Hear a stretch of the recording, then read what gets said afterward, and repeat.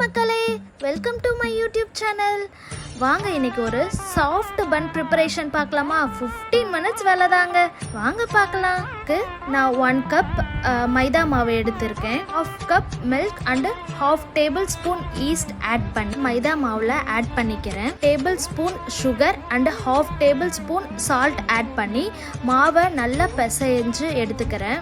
நல்லா பிசையும் போது தான் அது ரொம்ப சாஃப்ட் கொடுக்கும். அதனால நல்லா பிசைஞ்சு எடுத்துக்கோங்க. இதுக்கு நான் கொஞ்சம் சீஸும் ஆட் பண்ணிக்கிறேன், நல்லா சாஃப்ட் கொடுக்குங்கிறதுக்காக. இது ஆப்ஷனல் தான், உங்களுக்கு தேவைன்னா நீங்கள் ஆட் பண்ணிக்கோங்க, இல்லாட்டி நார்மலாகவே மாவு பதத்துக்கு பிசைஞ்சு எடுத்துக்கோங்க. அட்லீஸ்ட் ஒரு 15 மினிட்ஸ் கிட்ட நல்லா பிசைஞ்சாதான் அந்த சாஃப்ட் வரும். அதனால் பிசைஞ்சிட்டே இருங்க. சாஃப்டாக வந்த அப்புறம் தென் அதை ஒரு பிளேட் போட்டு மூடி வச்சுடுங்க. ஒரு 2 ஹார்ஸ்க்கு அப்புறம் எடுத்து பார்க்கும்போது நல்லா சாஃப்டாக இருக்கும், நல்லா உப்பியும் வந்திருக்கும். ஏன்னா நம்ம ஈஸ்ட் ஆட் பண்ணியிருக்கனால நல்லா உப்பியும் வந்திருக்கும். ஒரு பிளேட்டில் ஓவன் ஷீட் யூஸ் பண்ணி அதில் மாவை ரவுண்ட் ஷேப்க்கு உருட்டி வச்சுருக்கிறேன். தென் அது மேலே கொஞ்சம் மில்க் ஆட் பண்ணுறேன், அது சாஃப்ட் கொடுக்கணுங்கிறதுக்காக. தென் சீஸும் ஆட் பண்ணுறேன். உங்களுக்கு தேவைன்னா சீஸ் ஆட் பண்ணிக்கோங்க, இல்லாட்டி லைட்டாக சுகர் ஆட் பண்ணாலுமே ரொம்ப சூப்பராக இருக்கும்.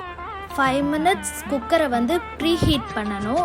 ப்ரீஹீட் ஆனதுக்கப்புறம் இந்த பிளேட்டை குக்கரில் ஆட் பண்ணிவிட்டு தென் க்ளோஸ் பண்ணிடணும். 30 மினிட்ஸ் டைம் வச்சுக்கோங்க. 30 மினிட்ஸ்க்கு அப்புறம் குக்கரை ஓப்பன் பண்ணி பாருங்கள். நல்ல பன் சாஃப்டாக வெந்திருக்கும். நம்ம பார்க்கும்போதே நம்மளுக்கு நல்ல செம்ம ப்ரௌனிஷாக நல்ல பன் லுக் கொடுக்குது. தென் நான் இது வெந்துருச்சா வேகலையாங்கிறத செக் பண்ணுறதுக்காக நான் ஃபோக் வச்சு குத்தி பார்க்குறேன்.